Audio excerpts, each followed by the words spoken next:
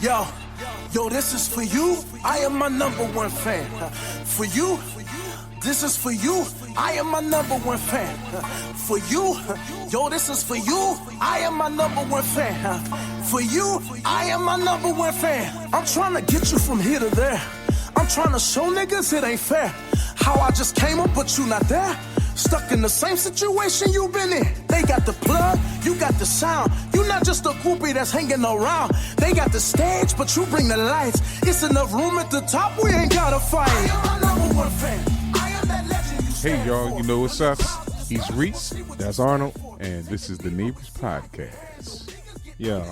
We thank y'all for tuning in to us every week. As always, you know we love y'all. Thanks for all the shares and likes, Right. the comments, and everything that you guys do to help us to continue to grow our community. Right. So, there's some specialness today. Always. It's we always have something special going on. You know, we always in the lab cooking up something. Exactly. So, Arnold, you want to do the honors? Yeah. Well, a lot of people had DM'd us and sent messages pertaining to where did we get our theme song from? Our intro song. So we today we like to sit down and let you guys listen to the interview that was done with T. Anthony. This brother right here, he's a gospel singer. He's a part-time rapper. He's a musician, and he does a lot, and he has that theme song that you guys love so much. Right. So, I met this brother through Reese. This brother, as far as I know, this brother is a really strong brother.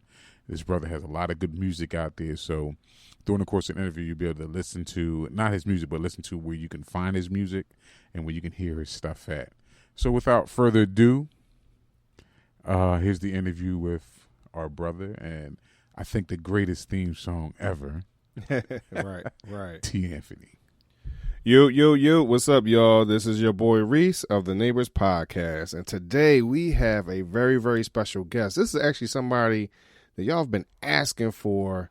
Every time y'all turn on our podcast, you actually hear his voice. He actually opens up for us and closes out every one of our shows, y'all.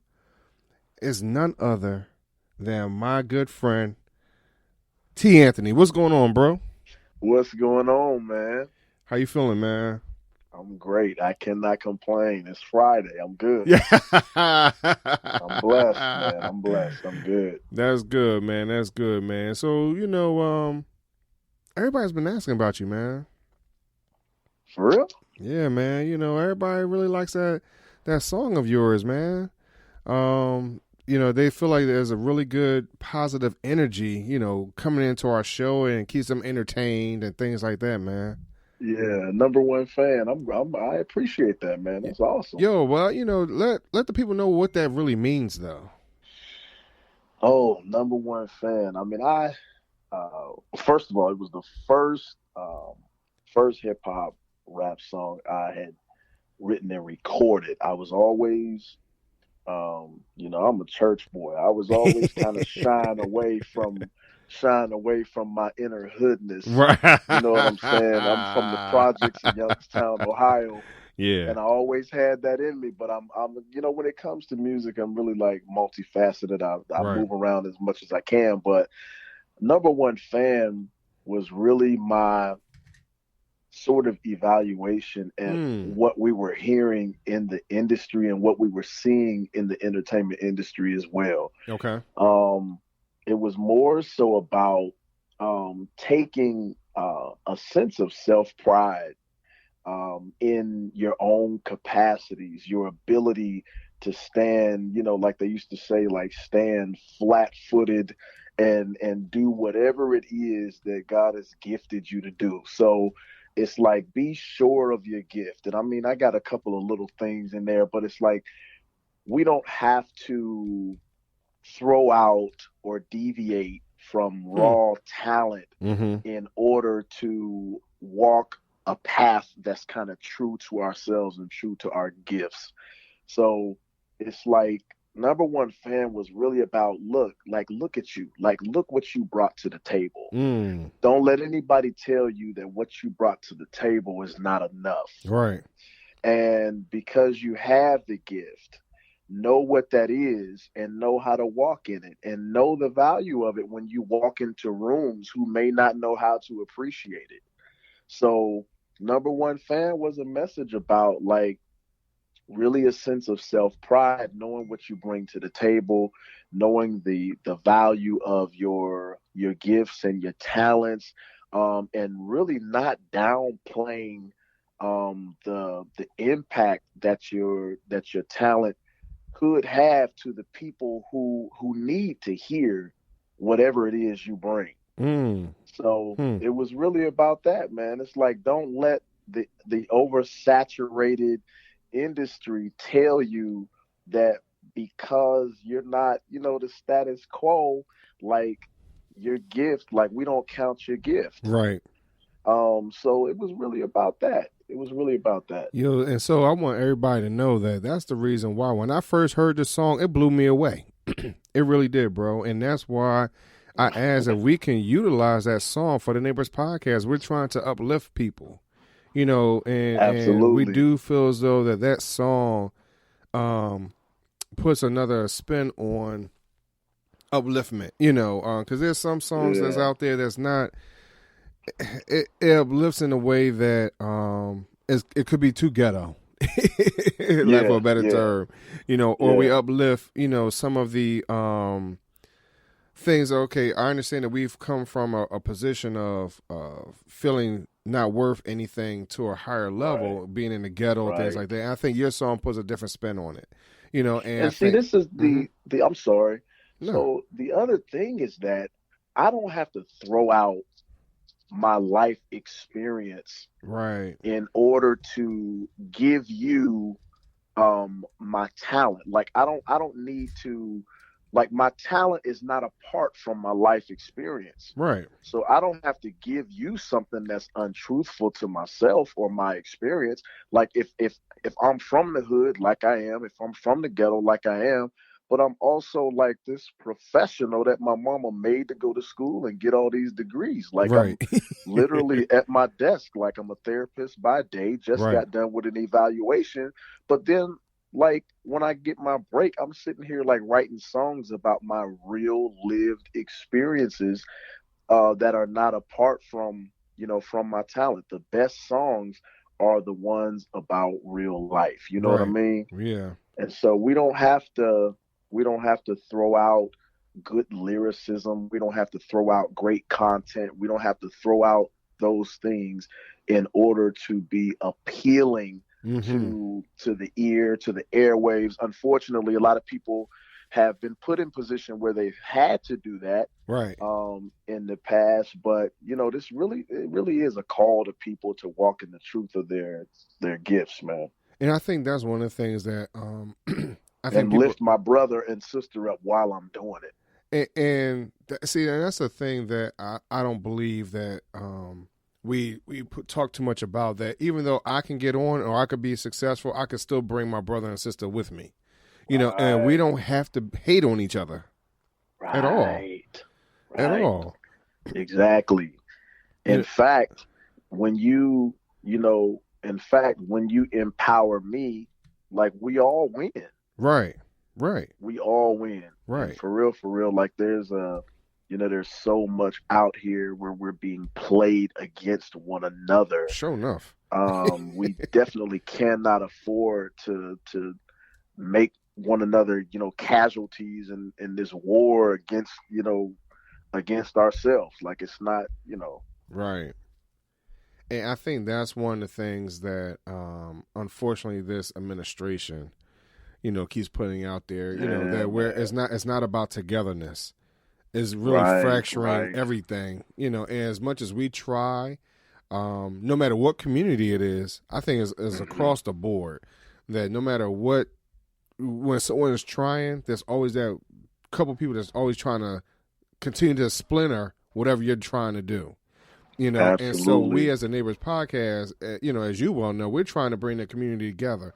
It doesn't matter Right. what you look like, what you sound like, your religion or anything else. We're trying to bring Right. everybody together because all of Absolutely. that, we build up each other. We build up our kids, have our kids have better self-esteem, and we don't have to worry about all these suicides and, bullying. Like, there's so many other things that's kind of going on out there that, we're so consumed with that it would take a song like yours to help, boost everybody's morale.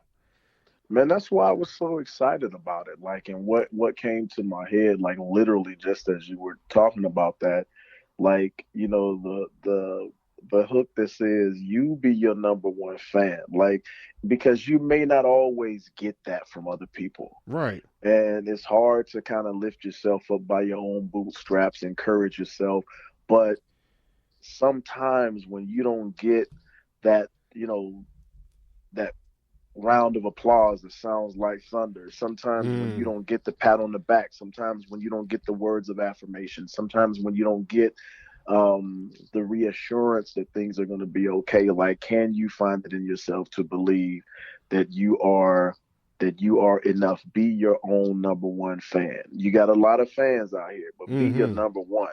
Yeah. And and a lot of times when people see you coming, when you walk in that truth, like, I'm my number one, you convey the understanding to other people that because I'm my number one, I'm not dependent on you to give me something that I already bring. Right. Yeah, funny, right? You know what I'm saying? So, right. and a lot of people, they need you to need something from them. Mm-hmm. And, that doesn't have to be the case. So right. It's like, I'm going to be my number one fan. I'm going to teach you how to be yours. Right. Because we all can eat. There's room at the top for everybody. We can all eat. We ain't got to kill each other to do it. Yeah, and it's funny that you say that because I've had some people that had asked, to be on a podcast, right? But in that, they were like, yo, well, if I be on your podcast, how much you going to pay me? Like, wait a minute. You asked. You do understand how this works. Right. Like, wait a minute, you asked. You get what I mean? So it's like, and the question is, what are you bringing? You're not going to get paid regardless, but what are you bringing?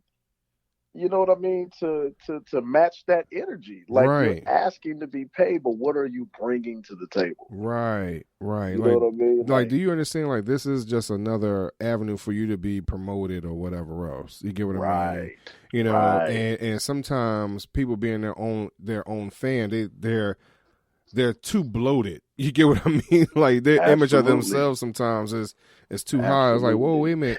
Even as you are being your fan and you're trying to encourage yourself, but do be real with yourself. Right. And this is the thing. There is a stark contrast. There is a difference between being your number one fan and being, and living in denial about the idea that the path that you're walking is one that, maybe you think more of yourself than you should, if there's a if that's even a thing. But there's a very, very thin line, man, between confidence and arrogance. So there are some characteristics that distinguish one from the other. Like, I can be my number one fan and be as humble as ever. Right. But even in my humility, I'm not allowing people to humiliate me. Right.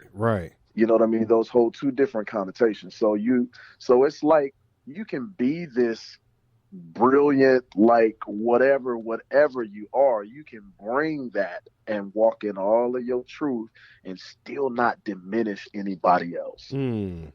Wow. That's what it's about, man. You're right about that. So, yo, let me ask you this, bro. Not to change the subject, but so much. Well, that's what people say right before they change the subject. Yeah, right. You're right. But what really encouraged you to get into music, man? What was some of your influences? Oh man, I grew up in a household in the projects, Westlake projects in Youngstown, where my grandma and my mom always hosted card parties, Okay. and they were playing. I mean, I grew up on blues and soul music. Mm-hmm. And blues and soul music, I wish people could get this. Blues and soul music inform hip hop. And Mm. so, you know what I mean? Like, I grew up on all of that. I grew up on the Bobby Blue Blands and the Johnny